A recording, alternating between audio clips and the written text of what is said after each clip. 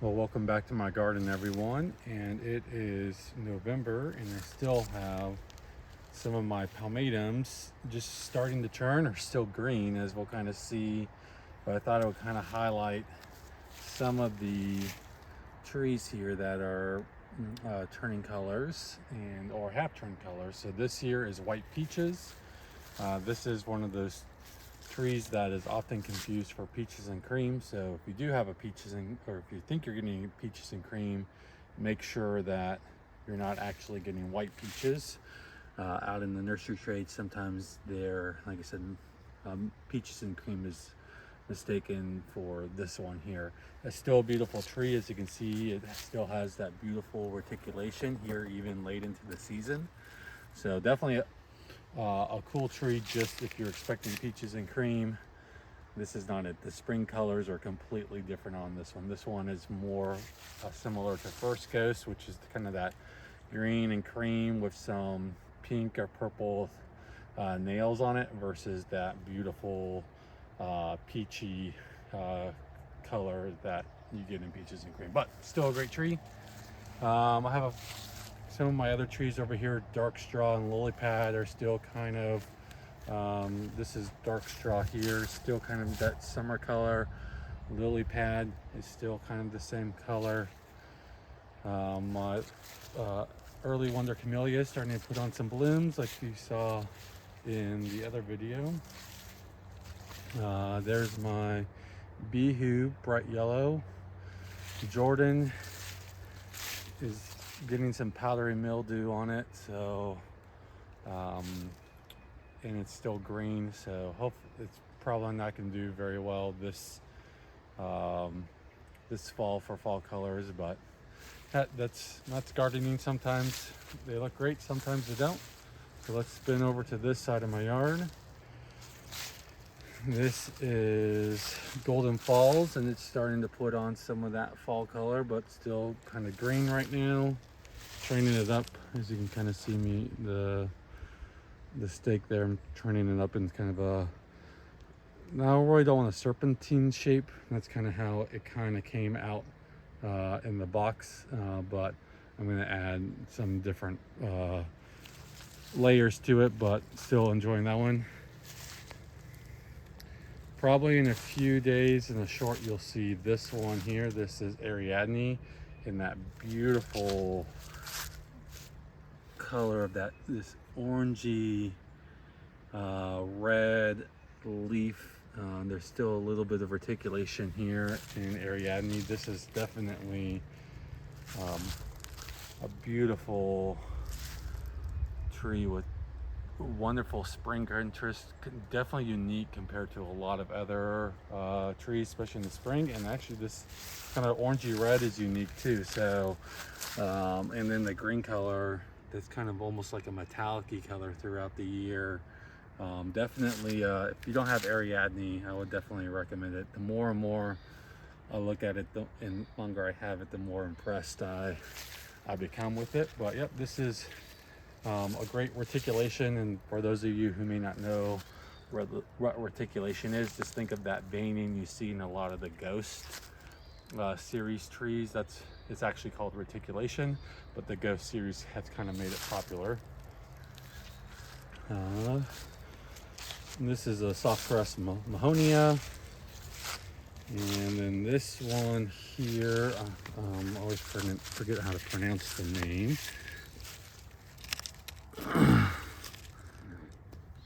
Sagara Nagishi. So this one here kind of claimed the fame is green leaves with like a yellow variegation kind of along the edges of them. I don't know if this one's just not getting enough sun or what, but I get a little bit of it, but not very much. And I do have this in a spot that gets, especially during the summertime, a lot of shade. It's just in high shade most of the day, so maybe that's why the yellow isn't picking up as much. I'm gonna give it one more year here. It's been in this spot for, see, I think I planted it in 22. Yep, I planted it in 22. So I'm gonna give it one more year And if not, then I'm going to try moving it to see if I can find a spot that actually gets it that that yellow reticulation for what it's known for. We'll swing this way real quick. Here's my Acer Palmatum Radiant, and it's starting to put on its beautiful fall colors. So this one typically goes to more of a red, that's taking on like a yellow hue right now, and then you can see some of that red. So probably in the next 3 or 4 days, this one should be full of its fall color. But just kind of enjoying this transition period right now with Radiant. It's a pretty good sized tree. Mine's probably, if you count like those really upper branches up there, it's probably 8.5 feet tall or so. So it's really, I moved it this spring and it's really taking to this spot. So I'm glad it's enjoying this spot. Hopefully over the next few years, I can get more of that beautiful pink swirling variegation for what it's known for. Behind me here is Hot Blonde. It's really not going to its more bright red color, at least not yet.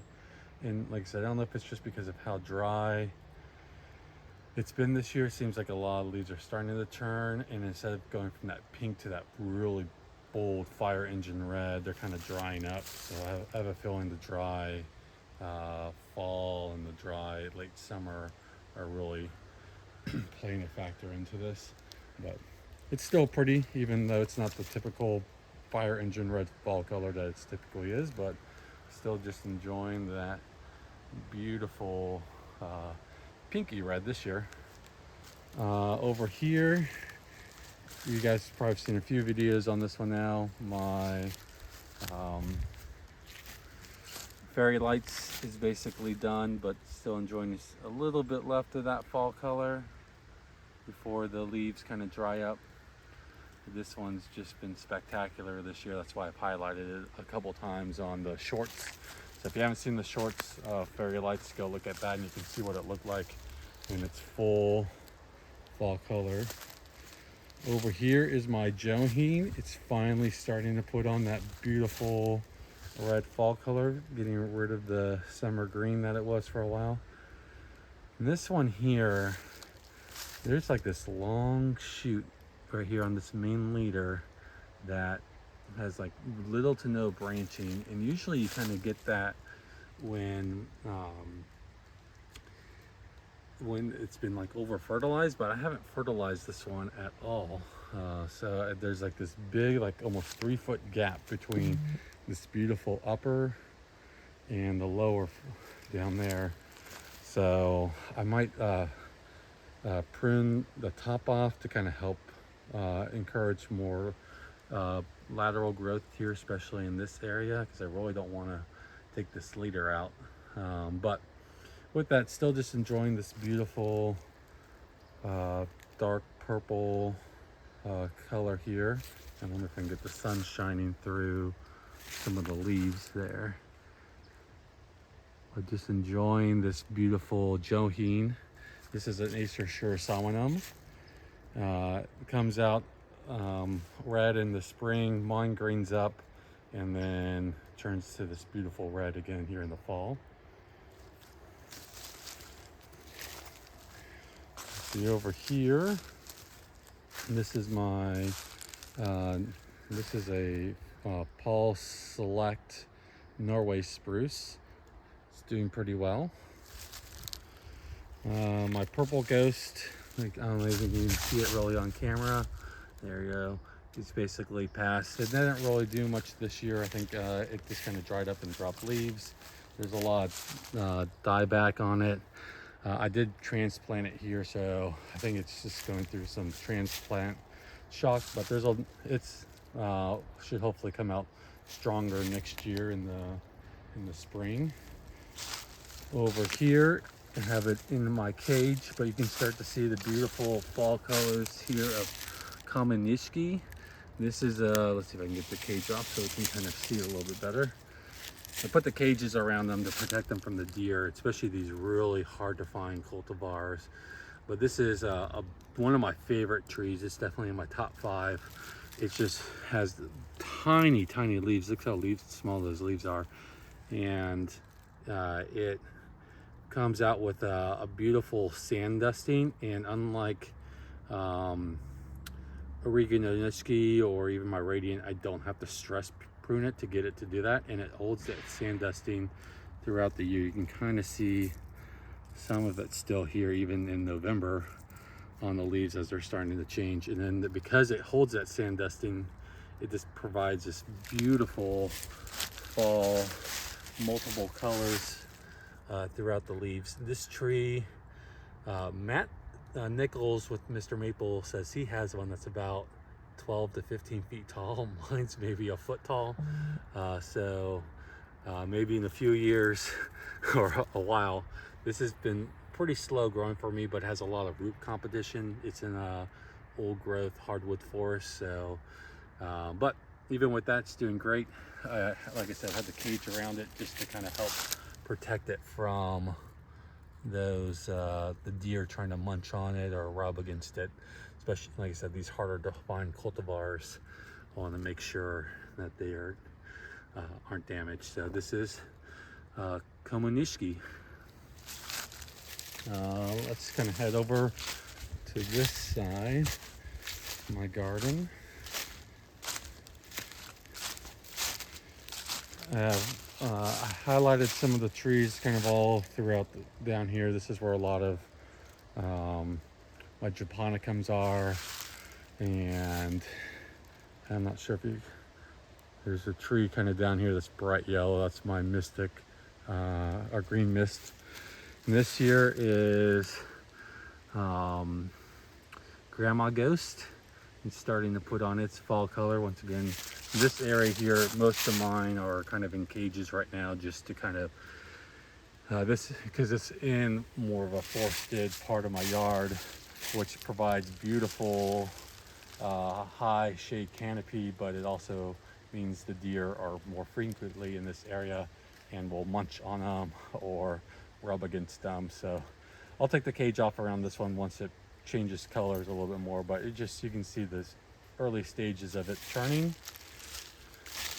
Over here, this is my peaches and cream. I did do cultivar highlighted on its beautiful yellow fall colors, so go watch the short and you can kind of see what that one looks like. But you can see the beautiful yellow that these that this one turns into. So that's the true Acer palmatum peaches and cream, not to be confused with white peaches. Let's see up here. This is a beautiful, really fine leaf linear that it's Gishi, I think is how it's pronounced. It comes out a beautiful red and holds that red okay. And as you can see, it's kind of turning to this yellow. So definitely a unique linear lobum. Let me see if I can move this cage. A unique linear lobum where it comes out red, but then has this beautiful, more yellowy fall color. Let's see, and there's the Ginshi, Acer palmatum. So, and it's really, really fine leaves, so it just gives it that unique texture. So definitely different than like yellow threads or Kodo Nuito or even Aka Hosoda, which is a red one that I have in another spot in my yard. But yep, just enjoying Gishi. And like I said, I almost have to keep my hands behind it to get the camera to even focus on it. Over here is this is my Amber Ghost, and it's starting to change. This one's been eaten up a bunch by the Japanese beetles this year. It's now getting a little bit of some powdery mildew, but still is looking pretty good there. starting to change from that green summer to the red fall. So once this, if it does light up, I think it might have a little bit too much bug damage this year to kind of really do a spectacular show. But if it does, I'll highlight it. But you know, every year something a little bit different. So this year, unfortunately, Amber Ghost in the fall is looking a little bit more tired than it typically does. But this is a great cultivar I would highly recommend. Let's see, we got a couple over here. So this is very unique. This is the golden full moon maple, or also known as REM. This is an Acer Sawanum, and typically this one is a bright red in the fall. This is almost like what the spring color looks like. It comes out yellow and then kind of fades to like a chartreuse, and then in the fall it puts on a beautiful red. But this year it's yellow, so enjoying the yellow. I did plant it here for the first time this year, so I might be going, like I said, through a little bit of transplant shock. Plus we've had like I said, the dry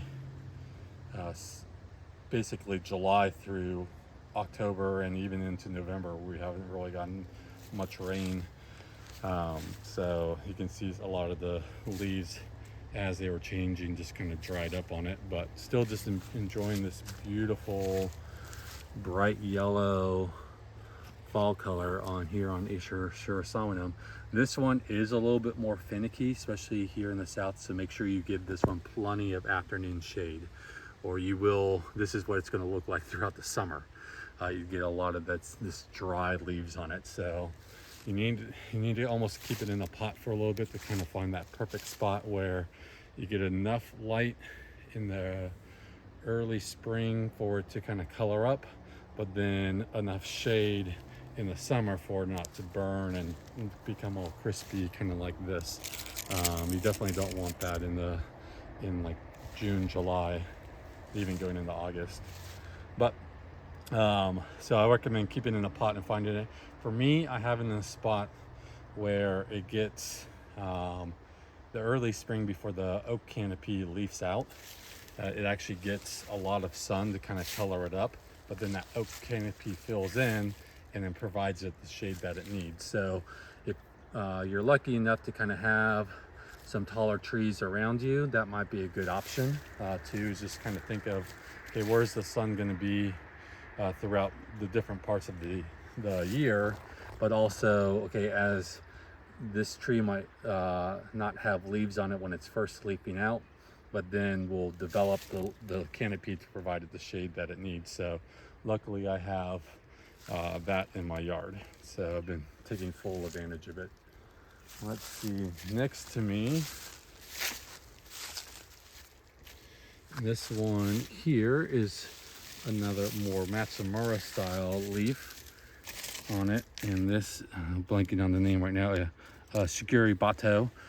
This is a beautiful, almost lace leaf style, upright, kind of almost forms almost like a natural like ball type, have it lots of branching as you can kind of see throughout it, but just this beautiful leaf that provides a different type of texture. Definitely, like I said, more of a Matsumura than a traditional lace leaf, kind of like Saryu, but it gets about 8 to 10 feet tall and wide, so definitely way smaller than Saryu. So if you are kind of looking for that texture but in a smaller tree, Shiguri Bato is definitely a good candidate. And this one, as you can see, goes to a yellow, or Saryu goes to more of an orangey red, so definitely fall colors as well. So Shiguri Bato is a good one as well. Let's see, so there's my REM over here, kind of in this bed. Not really much going on yet. My Mila back here. My bald smith is basically done. This is summer gold just starting to change. Unfortunately, my autumn moon didn't really do much this year for fall color. This here is Chantilly lace, and it's getting a lot of, unfortunately, powdery mildew on it as well, which is weird because, like I said, we haven't really had much rain, but I'm sure the humidity and stuff is definitely playing a part into it. But this normally turns a bright scarlet red, so hopefully in the next couple days it'll continue to change from its more maroon to that bright scarlet red. Let's see. We'll just kind of continue through this bed. This is my it's the snowflake Kamanishki, Komadama Nishiki, I think it's maybe, or the snowflake maple. Definitely a very unique leaf compared to a lot of other maples, and this one turns bright yellow, which is why I have it kind of next to my Chantilly lace to kind of play off of it. So this one's still green, as you can see. Here is my Edgewood. This is, like I said, usually one of the most rock stars, and it's looking great still right now. So hopefully in the next couple of weeks, this will turn its beautiful, more orangey color. I need to get, looks like one of my dahlias might have fallen on it a little bit, so I just gotta move that. Like I said, my autumn moon isn't looking that great, but that's kind of gardening. My Burma bridge, I think is how it's pronounced, is over here, kind of this doing the same thing as this Chantilly lace. And this is my Benishien, and it's kind of just dropped leaves, didn't really do much of a fall color this year. I think because of how dry it's been and some bug damage. So I have two more kind of in this area to kind of highlight, and we'll end the tour. This here is my Rhode Island red, kind of still on the smaller side, and it comes out a bright red. This one does green up for me, and then will become a fire engine red hopefully in the next couple weeks. But just kind of enjoying the autumn Rhode Island red. And then I have my beauty bush that's just naturalized, so it's a volunteer beauty bush, but enjoying those beautiful purple, metallic-y purple berries on it over the last month or so. I think they started turning purple kind of in September, so just kind of enjoying those for, yeah, it's been most of September, October, and here into November. And then the last, actually I have two more I want to highlight. So here is my this is cricket. So this is a very narrow, upright red, kind of similar to Skeeter's Broom or Twomby's Red Signal, but this one, Elizabeth Mundy with Acer Acres, found at this Witch's Broom on Fireglow. So it kind of has some of that Fireglow characteristics, along with it being kind of an upright, narrow shape. Mine right now hasn't really developed a true leader, so I'm just kind of letting it do its thing, and then once it should develop a true leader here, hopefully within the next year or so. I think right now it's just kind of slowly coming up as a whole column. And the last one I want to kind of highlight is you can see that bright color right there of the Ariadne, and right in front of it is my gold coin. So this is Acer Longus, I think is what the species is, gold coin. So this one comes out a bright yellow, and then as you can see, kind of greens up in the summertime and then puts on this bright yellow again here in the fall. So gold coin is definitely a great one to have, and this one will get kind of big. So I kind of have it here playing off of some of the reds around it. So with cricket in front of it, and the Ariadne over here, and then my hot blonde back here. So just some different colors and textures, things to kind of consider throughout as you're making your garden. So with that, as close as we are to the Ariadne, let's highlight it one more time. Just enjoy the beauty of this tree, and that deeply divided leaf. Right now, this is probably the one that's looking one of the best right now when it's full fall color. So yep, just enjoying this before it all fall drops its leaves. So thanks for joining me here on my tour. As I'll continue to highlight things as things are changing right now. I share you. We can here. Let's besides Indian here, we'll go take a look at two more. We have to walk kind of across my yard. We'll kind of look at some of the annuals that are still doing pretty well, even with the frost that we've had. Some, like I said, here's some of the color on the summer gold. Okay, there's two up here that are looking really spectacular right now. You might be able to see, unfortunately, some of the background also yellow, so it's kind of hard to see on the camera, but now you could probably see it. So Twombly's, or not Twombly's, Tamukiyama still. This is usually one of the last ones to put on fall color for me, but my Sengu Kaku right now is turning to its bright yellow fall color. And so that yellow against the red stems are just really making it pop. A little bit of green in some areas, but it should be like that highlighter yellow. This one and Bihu are by far like the more pure yellow of the fall colors that I have. And just look at just enjoying this pure yellow leaf. Difference is Bihu obviously has the yellow on yellow, and this one pops a little bit more with that yellow on bright red. And then as we get some cooler and cooler nights, this main trunk will put on more and more red colors. But unfortunately, like most coral barks over the years, this will put less and less, and it'll just be more of the lateral branching. So the main trunk will kind of stay more brown, and it's more of your 1, 2, and 3, 4-year-old growth that really puts on that red stemming. But even with that, this pure yellow fall color is definitely worth planting.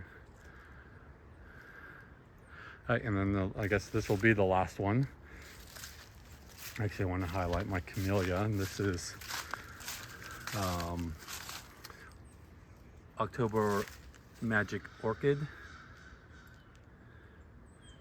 Starting to really bud up here in November. So hopefully all these will be opening pretty soon. And then lastly, kind of over here, I have in the spot so it can actually get to its full size, is my Cereus. So I was talking about my Shigeri Batu. It kind of has a similar texture. This one is definitely a dissective leaf versus a Shigeri Batu, which is a Matsumuri leaf. But like I said, this is more of a reddy orange versus that yellow Shigeri Batu. So if you want something that gets big, this will be I think like 12 feet tall in 10 years. And I've seen some full mature ones at the Lewis Ginter Botanical Garden here in Richmond that is about 25 plus feet tall and wide. So this one over time will get massive. But if you're also looking for something to shade out your other maples, this is definitely a great candidate. So this is Cereus, and just enjoying this beautiful, more orangey and red tone fall color with that beautiful dissective leaf. So I think we're about 30 minutes or so here into this tour. Thank you guys once again so much for sticking around, especially if you made it this long. I hope you find my videos helpful and informative, and you guys get something out of it, even if it's just enjoying these beautiful colors. But hopefully you get some information about maybe how to where to plant things in your garden. I probably should have mentioned this at the beginning of my video, but I'm in zone 6B, 7A, depending on which map you look at here in central Virginia. I'm in the Virginia Piedmont, so I have that wonderful red clay, which is full of nutrients, but can also become a bathtub if you don't plant things in it correctly, but that's about where I'm at zone wise and in the country. So if you have any questions, feel free to leave them in the comments. I'm usually pretty responsive. With that, thank you guys so much for joining me on this tour.